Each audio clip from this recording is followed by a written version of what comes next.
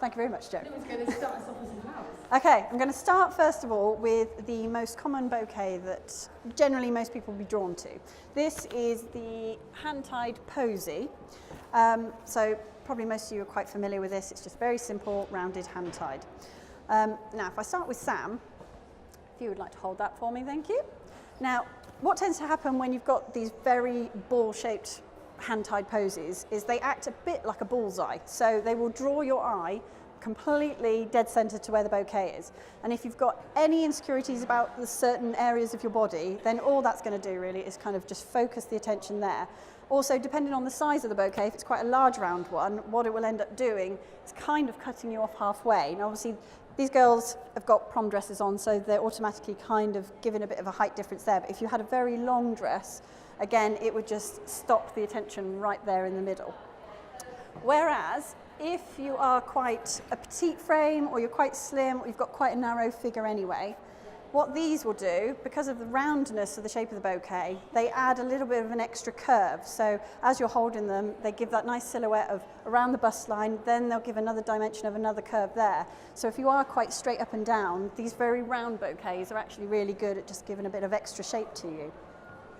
Now, the next one, which is my personal favourite, I'm going to start with Sam, is the sometimes called the oversized bouquet, but this is what is normally referred to as a loose hand-tied. Now, this would be my go-to, I think, if you've got quite natural curves, if you've got quite a full dress, or if there's anything that you're not sure of that you want to kind of cover up. Because of the looseness and the fullness of it, what it does is it blocks that central area there, so it gives you that natural silhouette. And because it's covering the waistline, it kind of hides things, so it gives the illusion that your waistline cuts in a lot further than it does. And depending on the style of the dress as well, if you've got something that's quite fitted and flowing, these bouquets work really well with that. Also, if you're quite a tall bride, these are really, really good at helping to kind of lower your height as well. So they kind of draw the attention right into the center rather than kind of lengthening you up. But one thing you can also do, if you want to just create a little bit of length to help draw the eye out, if you have just some extra trails just in the ribbon, what that will do is not only give you that lovely focus there, and because of the softness, it helps to soften the silhouette. Because you've got that trail there, it also will help to draw the eye vertically as well. So you'll have almost that elongated shape. So with the dress as well, you'll just have that natural eye line that draws you up. And if we were to do it on Amy, even on a petite frame, as you can see, because of the looseness of the bouquet, it just naturally fits in with the shape of the body as well. So it can also give a little bit of fullness there. And depending on the cut of the dress, if you've got quite a full shape, it will help just fill in with that silhouette as well. And with the natural trail again, even if you're quite petite, what we would do is we create the bouquets specific to your height and body shape so that they fit in proportion with you. So you could still have an oversized bouquet even if you were sort of, say, 4'11", but it would be more in proportion with your stature, and you just get that looseness and the trail as well if you wanted it, just to kind of give you that nice, soft, natural look. Now we go to the shower bouquet. This is quite a popular bouquet over last year, coming into 2018. Quite a few brides are asking for these now. I really love these because the versatility is phenomenal. You can have just all flowers up top, all foliage down the bottom. They can go to any length you want them to go to. You can have more fullness at the top. You can have flowers all the way down. They come in all different shapes, sizes, styles to suit everybody. And the best thing about them is whether you're petite, whether you're curvy, whether you're short, it doesn't matter what size or frame you are. What they naturally do is just give you that vertical line. So your eyes from people watching you are going to naturally just be all the time drawn upwards rather than kind of looking outwards. So if you had, say for instance, like a mermaid or a fishtail dress, something like that, that natural cut in the silhouette will just totally elongate your body. So if you are on the shorter side, or even if you're on the curvier side, they just naturally draw you up. And if we show it onto Sam, as we see here, what it does is, if you are slightly curvier, what I tend to do is keep a lot of the fullness at the top, because that helps kind of match in with the fullness of your shape. And if you've got great curves, you want to be flaunting them off really. You don't want to be hiding them at all. So having this shape will just lengthen out your body. It will perhaps conceal any areas you're not too sure of, but again, it just gives you that really, really nice vertical line so that it lengthens your body, makes you appear taller, and it does actually naturally kind of cut in with the waistline as well. So, our last one. This is what I would say is kind of like the happy medium between them. This is what we call a teardrop bouquet. It's obviously made famous by Kate Middleton and Grace Kelly. They went for quite loose styles of teardrops. But if you're not too confident with going with the full shower bouquet, you like the idea of the posy but you don't like the roundness, this is probably the one to go for. You can have it as loose on the edges as you want, or you can have it as neat as you want. The styles can change, but the principle is that you still get that drop, so you have that natural elongated line that draws you up vertically, which will then lengthen the body, narrow you in. But at the same time, it's got that really nice, delicate shape to it, so it has a very soft appearance. So you kind of get in the best of both worlds. And it works just as well on all body types. So again, here, what you've done is where I mentioned with the posy, where it kind of draws your eye in almost like a bullseye. What this one will do, yes, it draws your eye in, but it also then gives you that illusion of length as well. So it can be quite nice and modest and cover any areas that you don't particularly like, but at the same time it's going to constantly give you that really nice drop, so it will just lengthen you up. So that would be my go-to if you want a kind of a mix of everything. That's a good one to go for. Is there any flower that won't work in any particular bouquet? So if somebody's got a favourite flower and it's like, well, that won't go in that shape bouquet, does that happen? It can happen. If you've got very, very large flowers and you want, say for instance, the teardrop, you can go for slightly larger flowers, but it has that effect of giving it more bulk, so they kind of lose the shape. Yeah, so it can lose the shape. So if you're going for teardrop, going for slightly smaller flowers will always work better because it just gives you that nicer, softer frame. And the one thing to remember is a bit like the optical illusions of saying that you can't wear stripes or bold prints if you're a certain shape or size. Actually, sometimes the larger bouquets will actually be better if you are a curvier shape. So it's all to do with the lines, the illusions, and the kind of the shapes you're creating.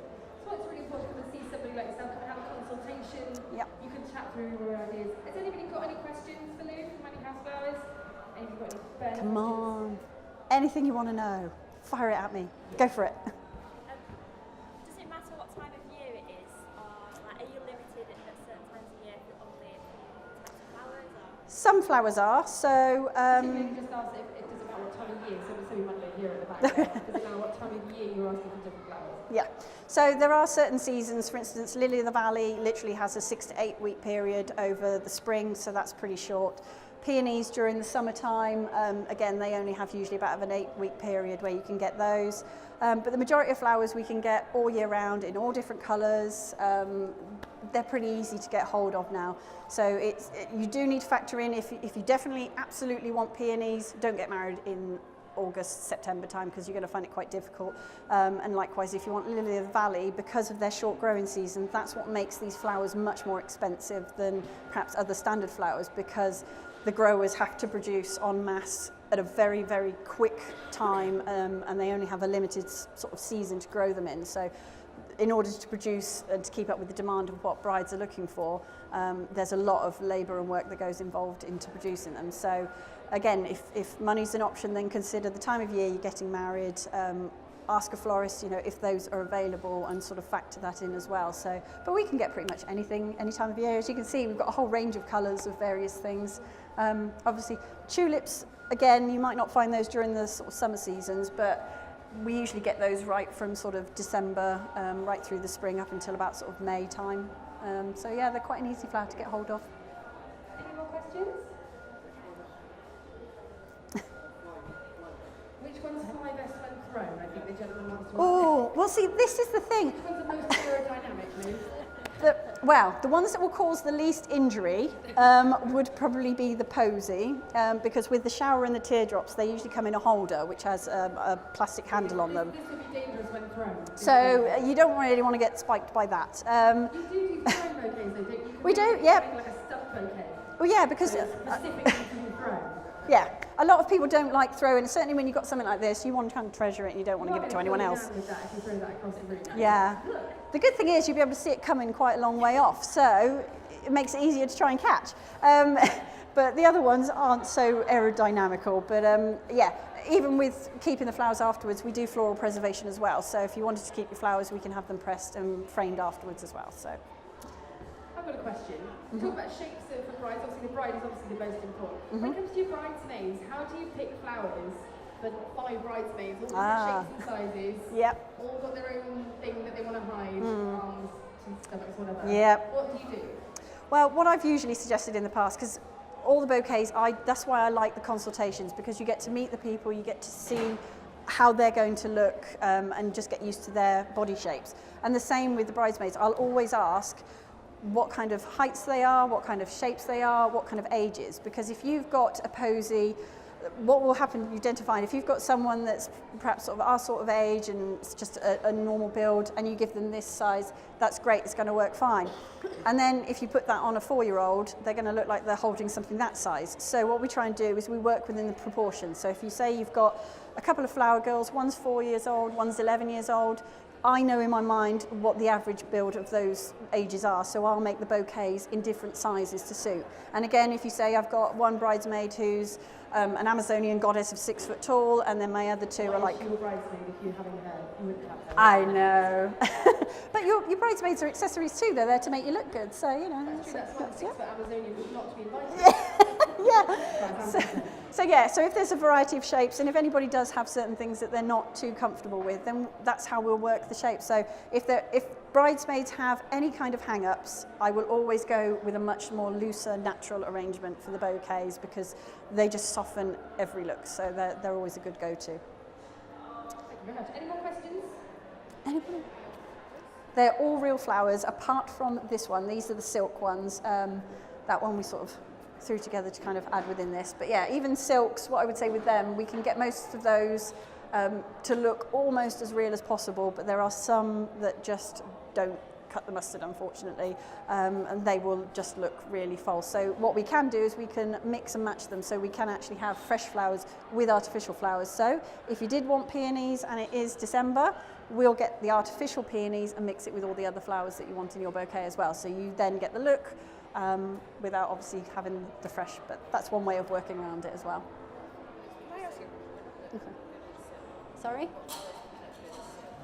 Most flowers in silk ones, so you've got the peonies, in here we've got peonies and garden roses.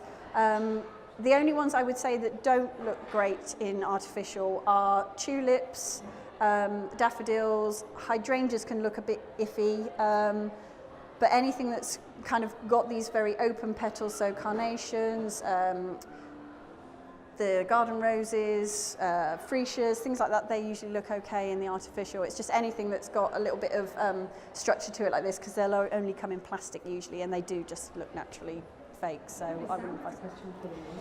Go for it. What do you do if people have hay fever?